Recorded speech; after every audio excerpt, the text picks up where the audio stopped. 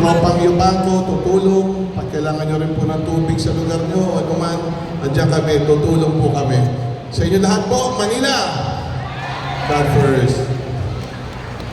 Maraming salamat po, our Majority Floor Leader. Muli po, palakpakan po natin, Councilor Mon Yubaco. At salamat. Ngunit, pasalamat pa rin po tayo sa Panginoon. Wala pong nasawi. Alam niyo po, yung mga kagamitan natin, kaya nating palitan yan. Ang importante, yung buhay natin. Meron daw nag-umpisa. Tama ba yun? Sabi sa balita? Ganun talaga eh.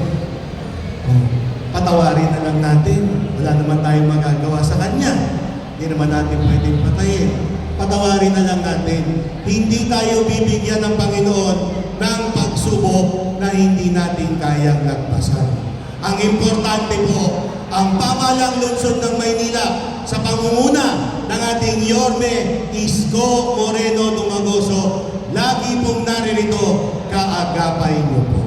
Kahit anong problema, kahit anong suliranin, kayang-kaya, basta tayo sama-sama nagtutulungan. At muli, ito po ang inyong kabady. Sa bawat takbang, sa anumang pagsubok, sa lahat ng oras, lagi po tayong mayroong kabady. Muli, ito po ang inyong kabady. Konsyal Bobby Espiritu. Maraming salamat po. Hindi maganda ang araw natin. Alam nyo, alam ko yung nararamdaman nyo eh. Kasi kami, nung bata pa yung anak ko, si Consial Laris Borromeo, kilala nyo ba?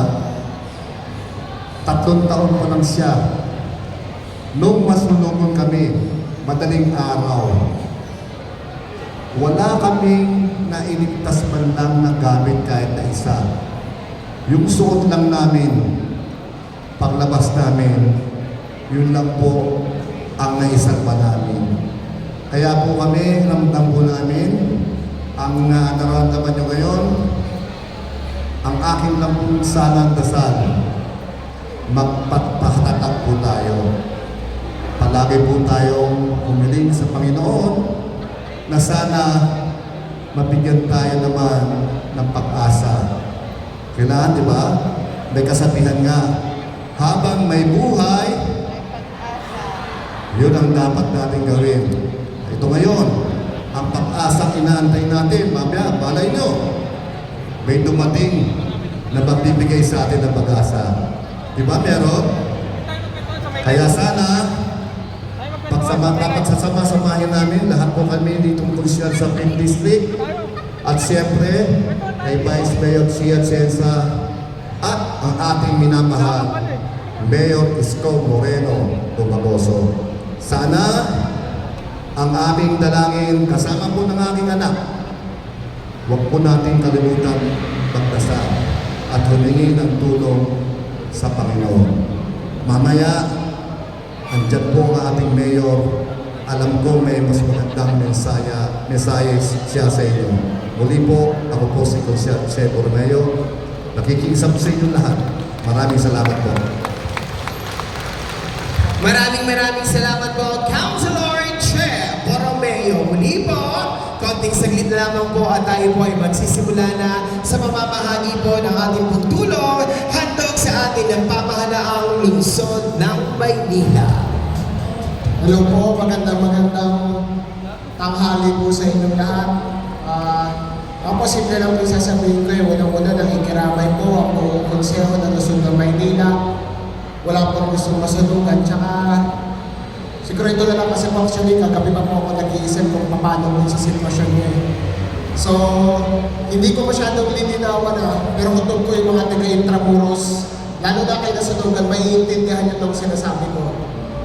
Alam ko po yung sitwasyon dyan sa lugar niyo. At alam ko may isa kayong bagay na kinakatakot ngayon.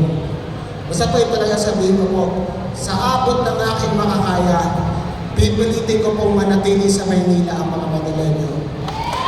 Ito po, gets yun ang ibig kong sabihin. Alam na alam yung chairman niya ako, kahapon nung nasusulugan pa lang kayo, may binili na ako kay chairman niya ako. Hindi ko alam kung sinabi niya sa inyo. Basta po sa abot ng aking sa inyo. Hindi ko kaya magbigay ng garantiya. Yan alam natin, yung kalaban natin dyan, mas mataas sa atin. At yung nangyari na yan, may perfect na opportunity magawa sila yung matagal na nilang gustong gawin sa inyo. Basta sa abot ng aking mga kaya, pipigilan ko yan. Ako mismo haharap para sa inyo. So hindi ko na mapapakahabaan kaya alam ko ngayong araw may mga importante tayong gagawin. Basta wag po kayo mag-alala. Pagkatapos ito, habang gusto ko kayong bumalik doon, may kakampi po kayo. So yun lang po, magandang tanghali po sa inyo lahat. Maraming salamat po, Councilor Attorney J.B. Hizon. Magandang hapon po sa inyo. Hindi ko dapat siguro mabaan yung aking sasabihin. Kami po, kasama ang aking mga kapwa-konsehal, gagawin mo namin ang aming makakaya upang makatulong po kami sa inyo. Alam namin, pag nasunugan, higit pa sa nanakawan. Kaya susunod po, mag-ingat po tayo. Makakaasa po kayo na kami, kasama po ang buong Yormes Joyce, si Yormes Moreno, at si Vice Mayor Gian Chenza. Kami po, kasama po ninyo dito sa inyong problema at tutulungan po namin kayo sa abot ng aming makakaya. Maraming salamat. Maraming salamat po, Councilor Tol Mac Ignacio. Ayan, bigyan mo siya ngayon kahit pa paano. May kasigruhan. Ayos. Kumamay. Tapos kahapon, nakita niyo yung bakante. Tatayuan ko na ng Binondominium 2.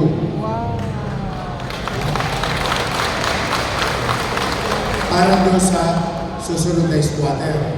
Ibig sabihin, ang programa ng gobyerno ito, ng Manila, walang itatapon sa labas ng Maynila. Sa loob pa rin ito.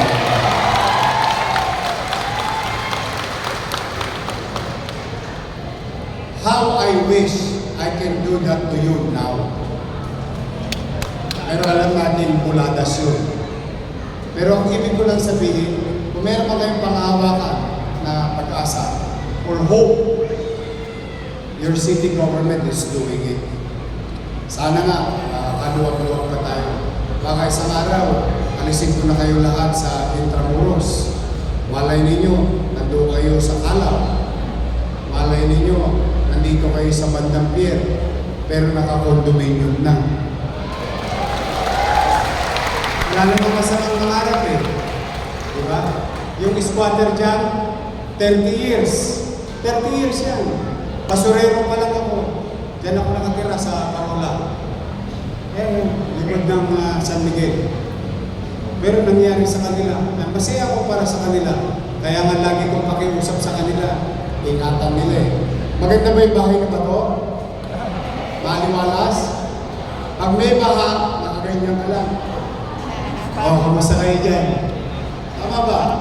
Ayos sila. How I wish. Pero kung manatag kayo, hanggat kaya ko, pipilitin kong makapin ang lahat. But for the meantime, first things first, makabalik kayo. Doon sa si Iya ko. Ayun to, o yun ang tagubili niya sa akin kanina. Kaninang maga-maga, alas 8, nagkabos ako. Sabi ko, pasabihin mo sa mga kapitbahay natin, alas 2. Kasi pumasok ako ng alas 9, tinira-bolting ko muna. Cash. Kailangan yung cash, di ba? Wala namang laway sa yero eh. Sa pako, sa dingding, wala. Kaya pangkusog lang ng laway. Kasi gusto ko, makamit ko muna agad yung financial assistance ng lokal na pamahalaan at unti-unti makagawa kayo ulit ng masisipan. Someday, somehow, sana o binawa ng Diyos na marami pa tayong ganyan. Hindi ako titigil hanggat kaya kasi gusto ko itaas ang kalidad ng pamumuhay ng Taga-Luzon. Tandaan niyo lagi yan. Lagi niyo yan sa puso. Habang ako'y gumagawa, malayo man sa inyo, isipin ninyo, sana someday meron din kami. At yung sana na yun, hanggat nandito ako, hindi naman ako natigil. Gawa ng gawa. Para, mauubos din yan. Matatapos din yan. For the meantime, kayo bibigay, may umaasa sa inyong pamilya. Ngayong araw na ito, gusto ko maibsan, mabawasan yung kakaharapin nyo mamaya, bukas, at sa mga darating pang araw. Meron na kayong gamit. Pakita mo nga, Jay. May lutuan na kayo. Sleeping kit, yung yung goods. May mga kaldero na kayo. Ayun. Ayos na. Choppy na lang. Bawat isa sa inyo, tatanggap ng 15,000 pesos.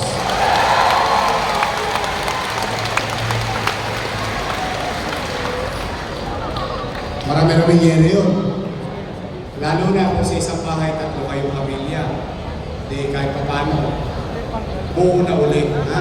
So muli, ako'y nalulungkot, pero wala na tayong magagawa. Nandiyan na yan, moving on.